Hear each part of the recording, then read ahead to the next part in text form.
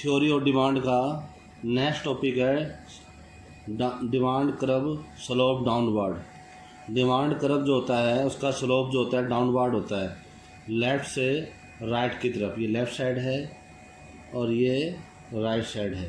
तो demand curve हमेशा left से राइट की तरफ झुका हुआ होता है, इसको बोलते हैं स्लोप डाउनवर्ड।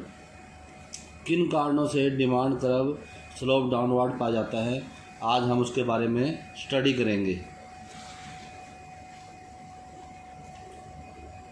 पहला कारण है income effect. When the price of goods decrease the purchasing power of customer increase. पहला पॉइंट है, जब किसी भी प्रोडक्ट का प्राइस कम होता है, प्राइस कम हो जाता है, तो जो परचेजिंग करने वाला कंज्यूमर होता है उसकी परचेजिंग पावर जो होती है वो इंक्रीज आती है। जब परचेजिंग पावर इंक्रीज आती है तो वो ज़्यादा डिमांड करता है। तो पहला कारण तो है इनकम इफेक्ट। दूसरा कारण है सब्स्टिट्यूट गुड्स। सब्स्टिट्यूट गुड्स के अंदर आता है जैसे एग्जांपल टी और कॉफ़ी। अगर हम देखते हैं कि price of the T increase, अगर चाय की कीमत बढ़ जाती है तो कॉफ़ी की डिमांड बढ़नी शुरू हो जाती है। दूसरा कारण है सब्स्टिट्यूट गुड्स की प्राइस में फ़र्क होना, कम या ज़्यादा होना। थर्ड पॉइंट है size of consumer. Size of consumer, market में जब किसी प्रोडक्ट का रेट कम हो जाता है, प्राइस कम हो जाता है, तो उसे खरीदने वाले कंज्यूमर जो होते हैं उनकी क्वांटिटी बढ़ जाती है। When the goods become cheap, सस्ती हो जाती है, तो lots of consumer come together to take goods.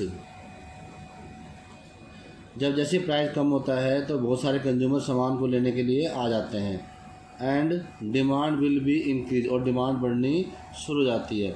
More consumer more demand. उसके बाद है law of diminishing marginal utility. इसका मतलब ये होता है कि कंज्यूमर किसी वस्तु खरीदने के लिए जो पेमेंट करता है वो पेमेंट उसके प्राइस जो है उसके सेटिस्फेक्शन के बराबर होनी चाहिए। कंज्यूमर की सेटिस्फेक्शन बराबर होनी चाहिए। वो उतना ही पे करता है जिससे उसको marginal rate of utility equal प्राप्त होती है। Always a consumer buy only to get maximum satisfaction. हर कंज्यूमर खरीदता है तो उसको मैक्सिमम सेटिस्फेक्शन मिलना चाहिए। And price is equal to the marginal rate of utility of goods. और जो प्राइस है हमेशा गुड्स की मार्जिनल यूटिलिटी होती है उसके बराबर पाया जाता है। इस अवस्था में एक कंज्यूमर किसी वस्तु की क्वांटिटी ज़्यादा जब खरीदेगा तब उससे मिलने वाली सेटिस्फेक्शन ज़्यादा हो और प्राइस कम हो, तभी वो उसकी डिमांड वो ज़्यादा करेगा। ये चार कारण बताए जिसके बेस पर हम कह सकते हैं कि डिमांड कर्व का जो स्लोप होता है वो डाउनवर्ड पाया जाता है। थ्योरी ऑफ डिमांड का नेक्स्ट क्वेश्चन है exception to law of demand.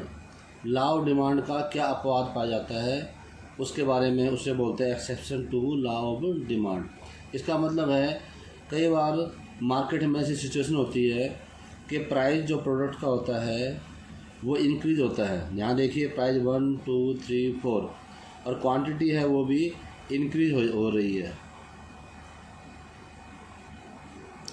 Quantity भी है 10 20 30 40 बढ़ रही है।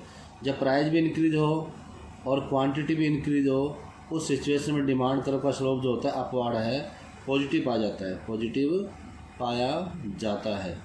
जो पॉजिटिव पाया जाता है किन कारणों से पाया जाता है हम उसके बारे में स्टडी करेंगे।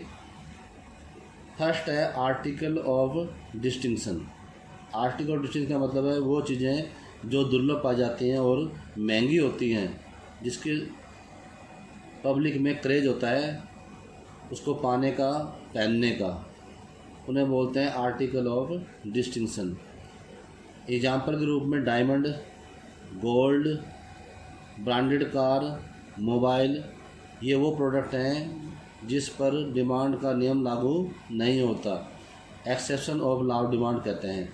इन चीज़ों को कुछ लोग अपने रेपुटेशन के लिए जब इनका प्राइस बढ़ता है तो इनकी डिमांड बढ़ती है और प्राइस कम होता है डिमांड कम हो जाती है।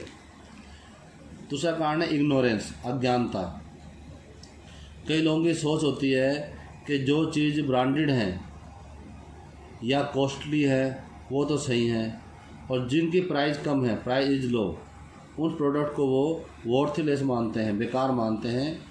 इसीलिए वो महंगी चीज़ खरीदने को ज़्यादा सूटेबल समझते हैं अपने लिए। इस अज्ञानता के कारण भी कई लोग महंगी वस्तु ज़्यादा खरीदते हैं और सस्ती वस्तु कम खरीदते हैं। तीसरा कारण है गिफ्ट गुड्स। गिफ्ट गुड्स वो होती हैं those goods on which price effect is positive. Price का इफेक्ट जो होता है पॉजिटिव होता है, एंड इनकम इफेक्ट जो होता है वो नेगेटिव होता है। कहने का मतलब वो वस्तुएं जो एक कंज्यूमर ज़्यादा इनकम होती है तो कम खरीदता है, और कम कीमत होने पर नहीं, ज़्यादा इनकम होती है तो कम खरीदता है, और इनकम कम हो जाती है तो वो ज़्यादा खरीदता है। यहाँ पर एग्जांपल लिया हमने जगरी और शुगर का। जगरी और शुगर में क्या है, ये सस्ता पाया जाता है गुड़, और शुगर चीनी महंगी पाई जाती है। जब उसके पास इनकम ज़्यादा होती है तो शुगर खरीदेगा, गुड़ कम खरीदेगा, और यदि इनकम कम होती है तो गुड़ ज़्यादा खरीदेगा, शुगर कम खरीदेगा। तो जो जैगरी है, गुड़ जो पाया जाता है, इसको बोलते हैं गिफन गुड्स। इसके ऊपर लॉ ऑफ डिमांड जो है लागू नहीं होता, इसको एक्सेप्शन लॉ ऑफ डिमांड लागू होता है।